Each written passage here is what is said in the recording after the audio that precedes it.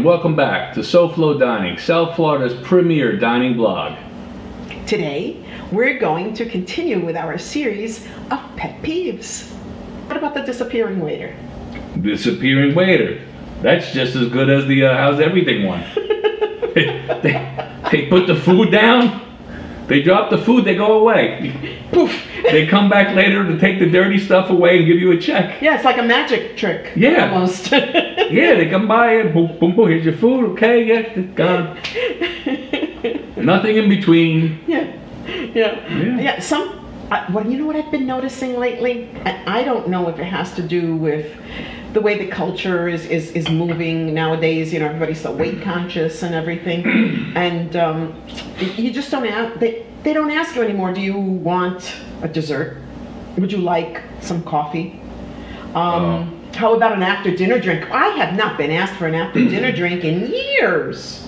What's going on with that? Well, again, as a waiter, after you clear that table, you should be coming by, asking, would you like coffee, an after dinner drink, whatever the desserts are. Well, not only is there more revenue, but the more revenue there is coming into the restaurant, the bigger your tip, one would think. Well, they got the table tent with the desserts on it. But no, but that again, this is like, I know that, like I said, diners do that because you're in, you're out. They pretty much different. Anything else, they put a check down. They'll even give you coffee after the check. But again, that TGIF thing. Lunchtime, they want to get you in, get you out. You know, so they pretty much they love to walk over with that stupid black thing with the check in it. Yeah. You know, and they have it in front of them, and they're like, anything else? And you're like, I guess not. And they're like, here, get out. Yeah. You know, so you walked in, you interrupted their conversation, okay, so you're already not welcome. One strike. Yeah. What do you want to drink? What's your appetizer? What's your dinner? Here's your check. Get the hell out. Strike 2, 3, you're out. Yeah. I mean, but that's what they're being taught. Or that's what management is allowing. Who knows? Who knows what the background on that is? But I would like to see it change. I think that, you know, being kinder, gentler, more understanding, more compassionate, you know, more gentle when we deal with other people, I think it would take us so much farther. Yeah, but if I want to go to a chain restaurant, I'll go to a chain restaurant if I want to be treated like that. This is true. You know, it's like, this is true. You know, or you can come home and I can cook. I mean, you want people that come from out of town to experience your place. Yeah. You know, you don't want them to be going to the chains. You know, that's they can do that when they go back home. This is true. You know? What about the switch to the waiter thing? I had never experienced that. No? Until I've had that I've had that a couple times. Situation that I know you're going to talk about. Oh my goodness. Yeah, we had a waiter, Johnny, and he was really good. I liked him. He was awesome. It's our first time with Johnny too, at a place where we go regularly. Yeah, I'll have a rum and coke, Jack and Coke, but that day I didn't know what I wanted, and yeah, you were in the mood for something different. I remember that. He told me he'll bring me something that I'll like. Okay. Yeah, and he surprised you. So he brought over very pleasant. some kind of sangria. It was a tropical something sangria. So good that I think I had 2 of those. Yeah. And you know, he went through the menu, very pleasant. He was doing everything a waiter's supposed to do. And our meals came out, and he comes back to the table, and he looked like something was wrong, and he let us know that he had to leave. That management was, you know, cutting the night, sending him home, and that the person who actually brought our food out would be taking over our table. This is a punishment to the waiter because management didn't know what the heck they were doing with staffing. Right. You know? Let the waiter finish their table out. Let them get their tip. Yeah, they have a shift. Let them finish their shift. I mean, you know, you overstaff, that's your problem. You know, first of all, they're getting paid waiter's wage, which from what I remember is significantly less than a regular wage. I don't know why, but $2.75 rings in my head. Well, when I did it was $2.15. Yeah. And, you know, I'd stay for free just to get my tip. But, you know, they switched the waiter, and now everything that was built on, now we have the waiter that took us over.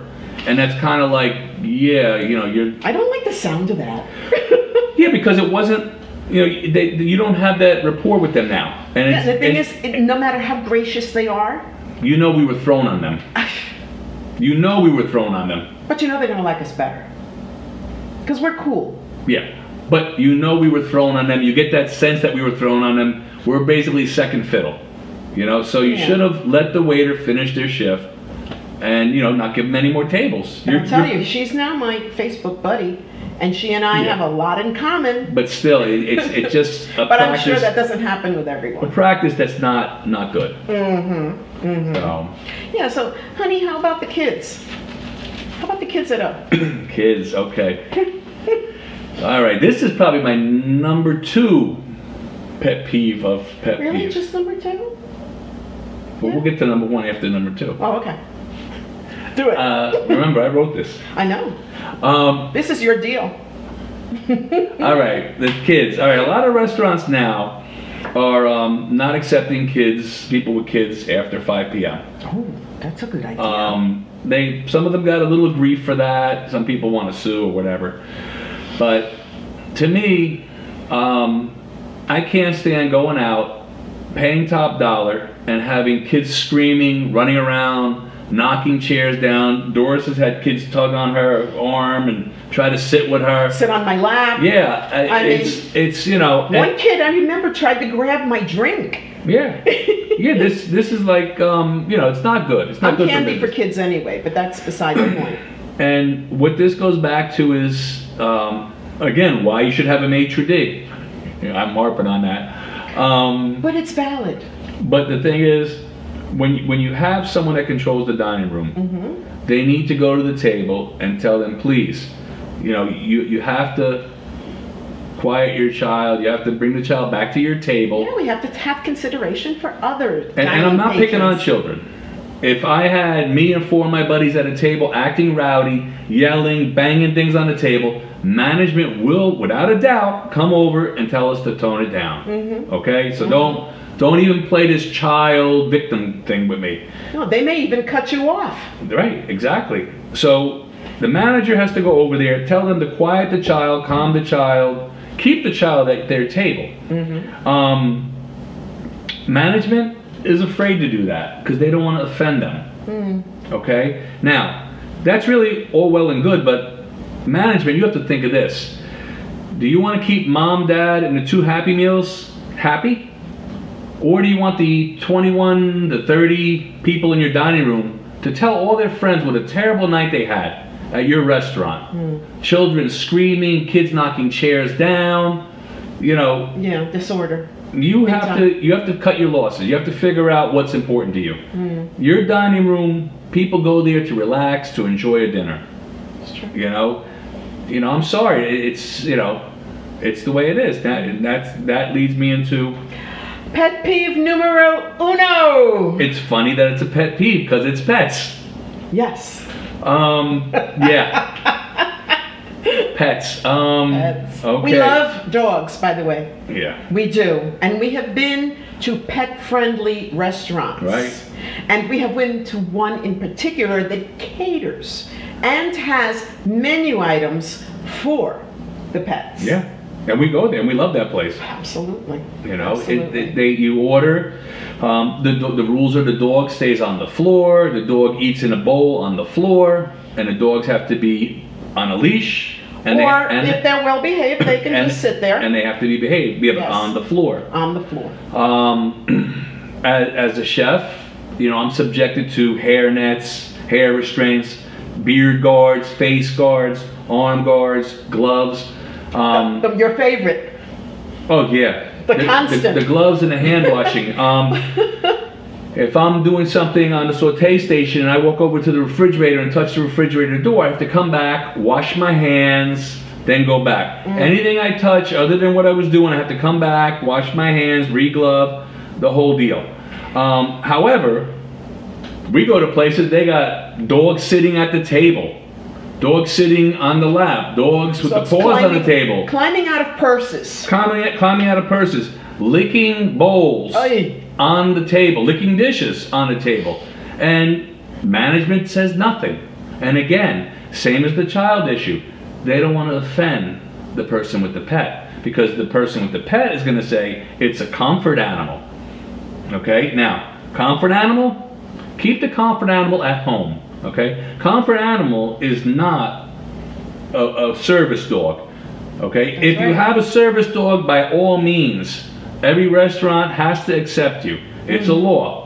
It's in the ADA. Yeah, but they're trained. They're trained. You will not see a trained service dog sitting on someone's lap licking their plate. You know, and again, if you as a manager are all good with 20 or 30 people telling all their friends about how they witnessed a dog licking a plate on a table that you'll be eating off of next week, that's up to you. Gee, I sure hope their dishwasher works. Well, we went to the one place up in Delray, and they had a dog sitting on a chair. Now, anyone that has a dog, and I'm not meaning to be disgusting, but We're looking at a dog right now. dogs have dirty butts.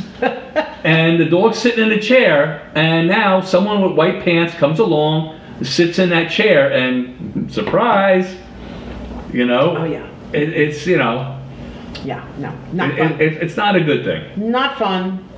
Not professional. No. Not conducive to making your place more profitable. Right.